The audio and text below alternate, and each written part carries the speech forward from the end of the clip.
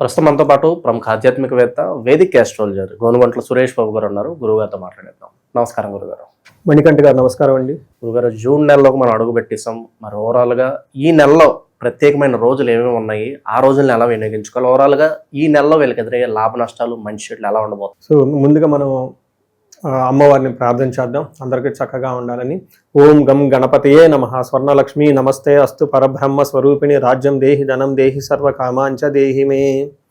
12 రాసుల వారికి చక్కగా అమ్మవారు ఈ వచ్చే జూన్ మంత్లో ప్రతి ఒక్కరికి బ్రహ్మ జ్ఞానం ఇవ్వాలని, తద్వారా అందరూ హ్యాపీగా ప్రతి నిమిషం ఉత్సాహంగా ఉండాలి. వాళ్ళ లైఫ్లో ఎలాంటి చీకులు బాధలు లేకుండా ఎప్పుడు నవ్వుతూ ఉండే ఒక సామర్థ్యం వాళ్ళకు ఉండాలని, అలానే ప్రతి ఒక్కరికి అధికారాన్ని, పవర్ని, స్టేటస్ని, వాళ్ళ మాటకి ఒక పలుకుబడిని, ఒక గౌరవాన్ని ఇచ్చే విధంగా ఉండాలని అమ్మవారికి కోరుకున్న. రాజ్యలక్ష్మి కటాక్షం ఉండాలని, ప్రతి ఒక్కరికి ధనం విపరీతంగా ఉండాలి. ఇది ధనం లేదు, ధనం వల్ల మీకు ఈ పనులు చేయలేకపోతున్నాం అలాంటి ఫీలింగ్ లేకుండా అలా ప్రతి ఒక్కరికి ధనం చక్కగా సమృద్ధిగా ఉండే విధంగా అని మనం అమ్మవారిని కోరుకుందాం. ముఖ్యంగా నాకు బాగా నచ్చింది ఏంటంటే సర్వకామాంచ. ఓకే, అనుకున్న కోరికలన్నీ తక్షణమే. ఎందుకంటే మనం చాలా విషయాల్ని అధికారంతో, పవర్ తోటి కొనలేము, చాలా విషయాలు ధనంతో కూడా చేసుకోలేము. ఇవి కాకుండా అమ్మవారి కృప ఉండటం వల్ల ఇంకెలాంటి కోరికలైనా నేర్చుకోవచ్చు. కాబట్టి సర్వకామార్థ సిద్ధి సర్వకామాంచ దేహిమే. అమ్మవారిని మనకున్న ప్రతి కోరిక కూడా ఇమ్మీడియట్గా తక్షణం ఆ కోరిక అలా రావటం, అలా ఇమ్మీడియట్గా మనకి అనుకున్న పనులు జరిగే విధంగా అమ్మవారి యొక్క కృపాకరణ మన మీద ఉండాలి. ఈ రాశి ఫలాలు వాళ్ళకి అందరికీ, చూసిన వాళ్ళందరికీ 12 రాశుల వారికి ఉండాలని చెప్పేసి, అందరూ బాగుండాలని చెప్పేసి మనం కోరుకుంటూ ముందుకెళ్దామండి. ముఖ్యంగా మనం ఎప్పుడూ చెప్పుకుంటూ ఉంటాం, ఆ ప్రతి ఒక్క మంత్కి కొన్ని విశిష్టతలు ఉంటాయి. ఈ జూన్ మంత్ వచ్చేటప్పటికి అధిక జ్యేష్ఠ మాస పౌర్ణమితో స్టార్ట్ అయ్యి నిజ జ్యేష్ఠ మాస పౌర్ణమితో ఎండ్ అవుతుంది. అంటే 2 పౌర్ణమిల మధ్య ఇది ఉంటుంది. ఇందులో ఫస్ట్ 15 days మనకి అధిక మాసం కాబట్టి పెళ్ళిళ్ళు, ముఖ్యమైన కార్యక్రమాలు ఉండవండి. కానీ 15వ తారీఖు నుంచి అక్కడి నుంచి యథావిధిగా పెళ్ళిళ్ళు అవన్నీ చక్కగా ఉన్నాయి. ఈ 15 days కూడా అందరూ ఈ షాపింగ్లు అవి ఇవి చేస్తూ బిజీగానే ఉంటారు. కాబట్టి టోటల్గా ఒక మంత్లీ అనేది సెలబ్రేటెడ్ మంత్ అని మనం అనుకోవాలి.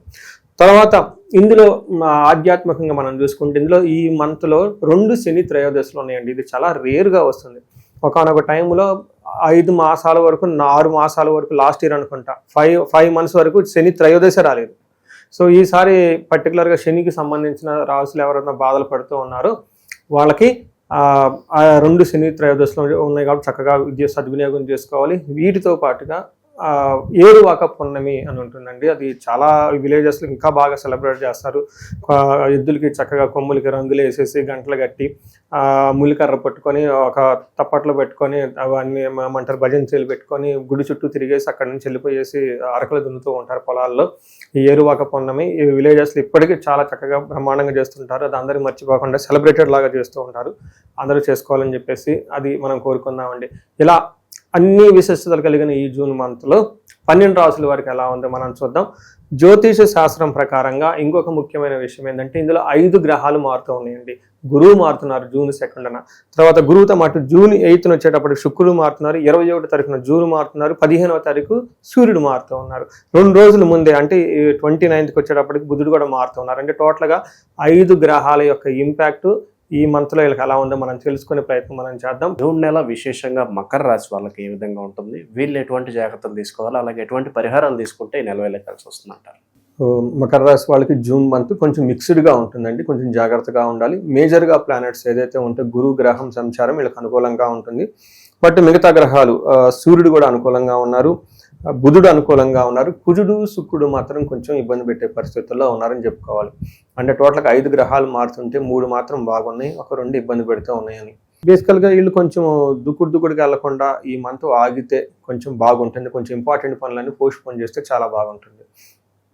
వీళ్ళకి మెయిన్ ఇందులో ఉన్న నక్షత్రాలు మనం చూసుకుంటే ఉత్తరాషాఢ 2, 3, 4 పాదాలు, శ్రవణం 1, 2, 3, 4 పాదాలు, ధనిష్ట 1, 2 పాదాలు అంతా ఇందులో ఉంటుంది.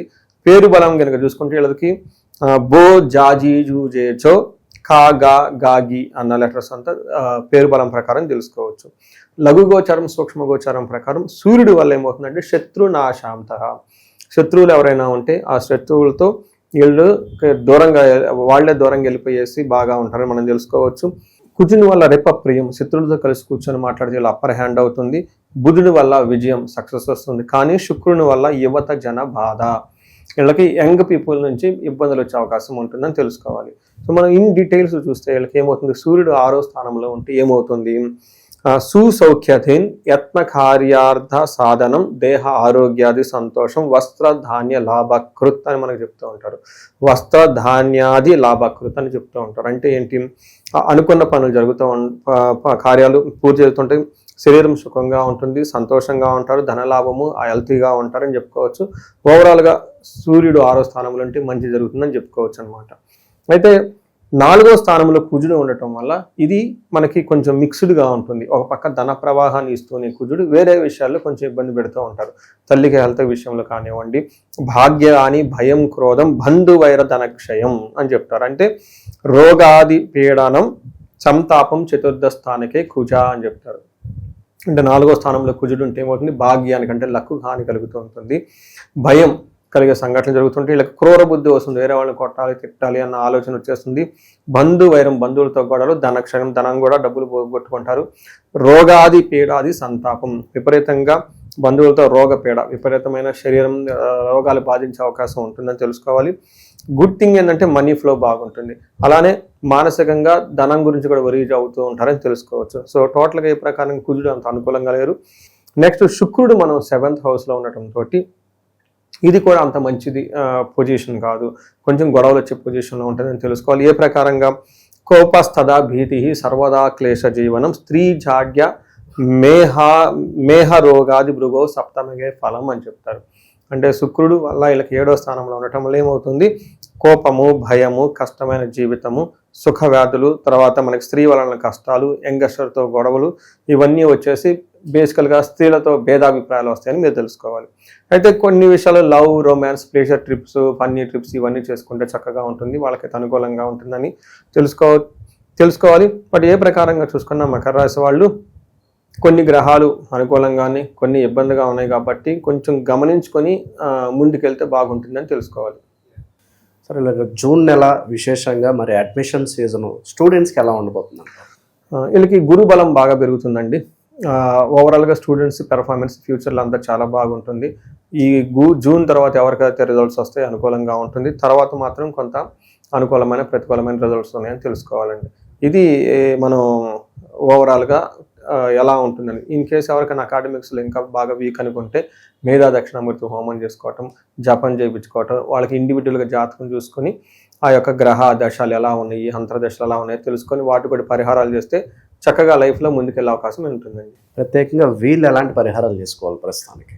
సో వీళ్ళకి ప్రస్తుతానికి పరిస్థితులు చూసుకుంటే కుజుడు అంత అనుకూలంగా లేరండి, శుక్రుడు కూడా అనుకూలంగా లేరు. శుక్రుడికి సంబంధించి ఆదిత్య హృదయ ఉద్యోగంలో బాగా రావడానికి, లేదంటే మనకి కుజుని వల్ల ఇబ్బంది లేకుండా గాయత్రి మంత్రం ఎక్కువగా చాంట్ చేస్తే బాగుంటుంది. గాయత్రి మంత్రంతో పాటు వీళ్ళకి హనుమాన్ చాలీసా, హనుమాన్ కార్యసిద్ధి మంత్రం చదువుకొని ఇంట్లో నుంచి బయలుదేరుతూ ఉంటే ఎలాంటి ఆటంకాలు లేకుండా బాగుంటుంది. సో శుక్రుడు వల్ల అంత అనుకూలంగా లేరు కాబట్టి లేడీస్కి బాగా గౌరవం ఇవ్వడం, కొంచెము డిస్టెన్స్ వాళ్ళకి మెయింటైన్ చేస్తూ ఉండటం, ప్రొఫెషనల్ డిస్టెన్స్ మెయింటైన్ చేస్తూ చాలా బాగుంటుంది.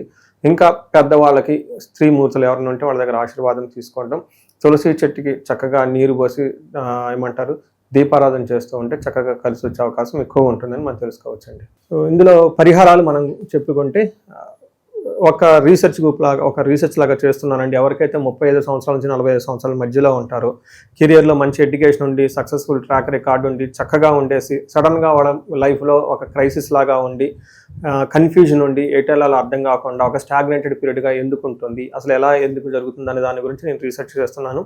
చాలామందికి మిడ్ లైఫ్ క్రైసిస్ అంటారు, 40 నుంచి 45 ఈ మధ్యలో చాలామందికి జెంట్స్కి, ఈవెన్ లేడీస్ కూడాను మెనోపాజ్ని హార్మోనల్ చేంజెస్ అని చెప్తూ ఉంటారు. బట్ మోడర్న్ సైన్స్ అందరితో ఆగిపోతుంది, మిడ్ లైఫ్ క్రైసిస్ అంటారు. బట్ రియల్ లైఫ్లో చూసుకుంటే ఆస్ట్రాలజీలో ఇది డిఫరెంట్గా చెప్తూ ఉంటారు. వాళ్ళకి లైఫ్లో ఏమైనా శాపాలు ఉన్నా, యోగాలు ఉన్నా, గ్రహ దోషాలు ఉన్నా ఆ టైంలో కరెక్ట్గా వాళ్ళకి యాక్టివేట్ అవుతూ ఉంటాయి అనమాట.